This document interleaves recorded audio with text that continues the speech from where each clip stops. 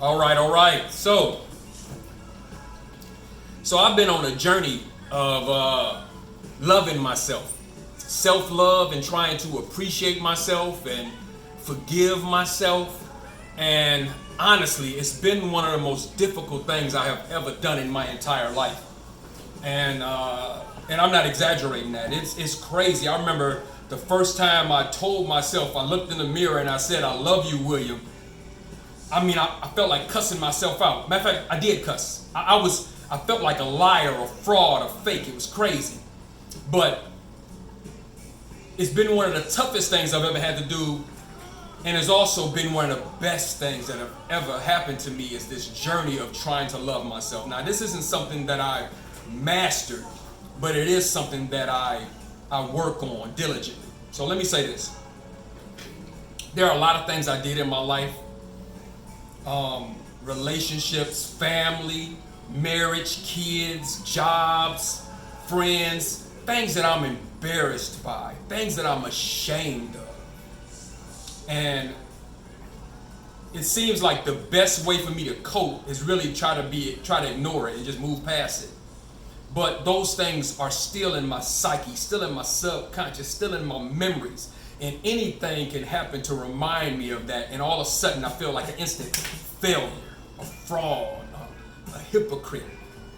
And one thing that this self-love journey has taught me is to look at all those flaws. I have to fully embrace myself. Unconditionally means, just like when I have to love myself unconditionally, that means there's no condition, there's nothing that I can do to make me not love and appreciate and value myself. And so in order for that to be true, and that's not a statement, I have to look at and wrap my arms around all the foolishness that I've done in my life. And one of them that is a struggle is anxiety. Anxiety has run and controlled my life for most of my life. Matter of fact, I didn't even realize that I had such a problem with anxiety. Let me explain, because some people get anxiety and depression mixed up. So depression is more so sad about your state, where you are right now, or something that has happened to you. If anybody's ever wrestled with depression, even to the point of suicide, which I have too, I have most definitely done that. A lot of times something could happen to you when you were a child, from elementary school, and you could remember, and it could snowball effect, and you could be on the verge of suicide. It's crazy.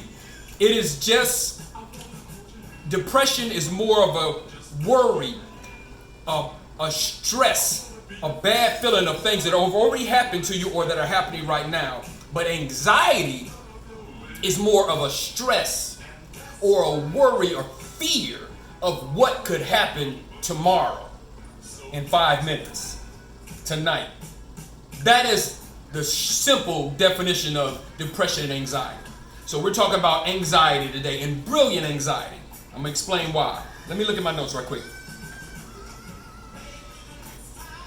All right.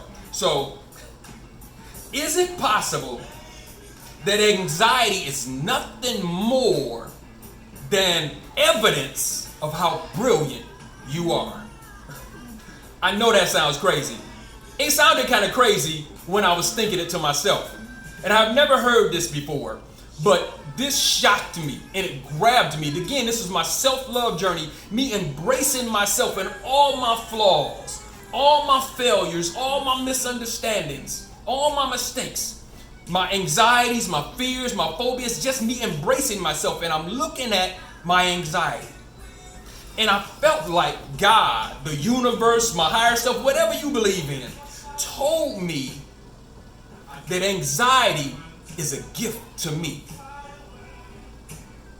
Is it possible that anxiety is nothing but evidence of our brilliance, of our giftedness, of our talent? Let me explain. Something happened to me. Something happened to you. If you struggle with anxiety, something happened to you in your life when you were young, and it was horrible. Your body, your life, your mind decided It loves you. And it doesn't want you to hurt like that again. So what it did, thank you for the likes, y'all. Wow, thank you. So what it did was decided that it was going to go out of its way to make sure that didn't happen to you again. Is it possible that anxiety, stop, my cats are messing with the camera, y'all, I'm sorry. Get down, baby. So this is peace right here. This is peace. And Joy is around there running around somewhere. So anyway, but is it possible that anxiety is nothing but your body, your life, your spirit, your mind protecting you? Because it doesn't want you to suffer what you've suffered before. So it puts up all these guards to say, hey, this could happen tomorrow. This could happen tonight. This could happen next year. This could happen later in life. So prepare yourself, because I want to protect you, because I love you, baby. I love you, William. I love you, whoever you are listening. I love you, and I don't want you suffering. So I am going to think of ways to protect you. And we got so good at it that now it haunts us. It is like a trauma to us, because we're always, we call it worrying, stressing, but really we're protected. Thank you for the roses and the likes. You guys are awesome. Thank you, what is that name? Musta Ask. Thank you for the roses. I appreciate you. So is it possible that our anxiety is just a way to protect ourselves? It is our inner selves, our spirit, our minds, our intellect saying, that hurts. It's just like if we put our hand on the stove, pain is saying, hey, pain is a blessing. We look at pain like it's horrible, but it's telling us, hey, your tooth is rotten in your mouth. If you don't go get it fixed, it'll fall out and rot. I'm telling you it, I'm letting you know it hurts so you can go fix it. Is anxiety the same thing? Anxiety is just preparing us, but we've gotten so good at it. It is such a crutch to lean on that now it haunts us. And it's causing us pain, but it never was its goal to hurt us. The whole goal of anxiety was a gift to us, a protection for us, to us. Think about it. Let me make sure I'm not missing something. Oh, I think I might have hit everything. Could it be possible that we simply over-excelled at protecting ourselves? And that also shows our brilliance, our talent, our giftedness. We have protected ourselves so much that we are ready for anything that can come up. We're thinking about it before it even happened. We're thinking of all the different scenarios that could happen. And because we lean on it so heavily, it's now become a crutch and even an enemy, because we suffer. Because a lot of those things don't even happen, but we fear that they could. And we start preparing ourselves so they don't. But while we're doing that, we're still living in fear, anxiety, stress, frustration, worry.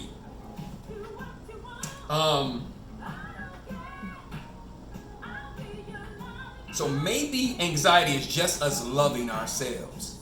And we made a mistake. I remember when I was raising I've said this before, but when I was raising my kids, I thought my kids were super talented and gifted and better than me at everything. And I used to brag about them all the time to everybody else on my job, church, everywhere else. But when I got in my kids' face, whenever they would do anything, I would focus on their weak spot, because I wanted them to be perfect. I wanted my children to be flawless. So when they would do something, I say, oh, that was good. Or they get an A, I say, that was good, but see that C or that D you got? And I focus on the negative when they got all these good A's and B's, or maybe they did this dance or this play or whatever, and they excelled, and I focus on the negative thing, but I wasn't trying to hurt them. My mindset was clearly trying to help them excel. But I found out after my children was grown, sadly to say, that they were wounded by that. They felt like I never thought they were talented, like I never thought they were excellent, like I never thought they were gifted. So my goal was to bless them. My thoughts, my mindset was to heal them, to exalt them, so they could be rich and famous, all the stuff that I wanted to be, but I had to work and just take care of them, and I couldn't do these things, but they could conquer the world, and I saw that potential in them. And I went about it the wrong way, and I ended up hurting my children. But I was trying to love them. Is it possible that anxiety is that same way? It is us simply trying to protect ourselves, trying to make ourselves better, trying to give us more peace, more success, more joy. But we've overdone it. We've gone too far to extreme. We've leaned on it too much and gotten so excellent, so brilliant at our anxiety that now it causes us problems. But maybe if we embrace that anxiety and realize the brilliance in it, if we could love it unconditionally, because whether we like it or not, that anxiety is a part of us. And a lot of times I've heard people say, I think the Bible mentions this, and other self-help people will tell you that what you resist persists. And so when we keep fighting against our anxiety, no wonder it never goes away, because we fighting against it. Thank you for all the likes, everybody, and the roses. Thank you, guys. But the more we fight against it, the more it keeps coming. So maybe we're looking at our anxiety the wrong way. Maybe we need to love our anxiety. I know that sounds crazy. I know it does. But I'm allowing you to think for yourself. If it feels right in your spirit, if something I'm saying hits you, then you roll with it and you apply it to your life and see. But I know I am. And as I embrace myself unconditionally, every part of me, every mole, every freckle, every scar, every bruise, every stretch mark,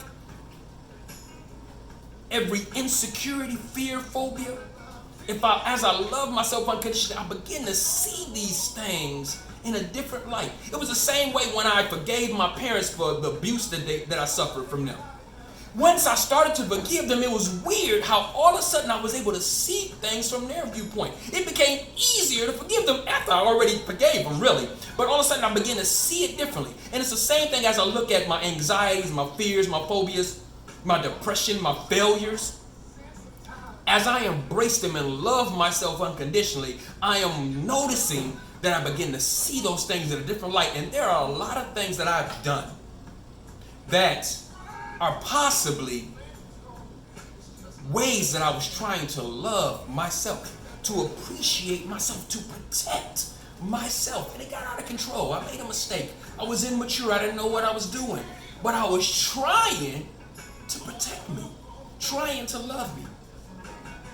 And I got so brilliant at using and leaning on that anxiety that it's like second nature. I wake up with it. I go to sleep with it. It's second nature. But also with that in mind, if we are brilliant enough to make our anxiety brilliant, is it possible that we can use these same thoughts, these same minds, these same mental gymnastics, the same curling of the weight mentally to get rid of those negative thoughts, to think positively, to stay and focus ourselves and living in our moment? That's the opposite of anxiety, is just living in our moment. Automatically gets rid of a lot of anxiety. Try it and see. Just focus. If you're struggling with anxiety in a moment, if you could try to focus on the good things you have right now, it almost makes the anxiety go away. But if you try to fight the anxiety, again, what you resist persists, at least for me. Maybe it's different for you. But maybe anxiety is brilliant because we're brilliant. Maybe anxiety is a blessing and a gift to us and a confirmation of just how wonderful we are. I could be wrong. You let it marinate. You pray about it. You decide for yourself. Hope this blessed somebody. Matter of fact, before I get off here, let me just check real quick and make sure I didn't miss nothing.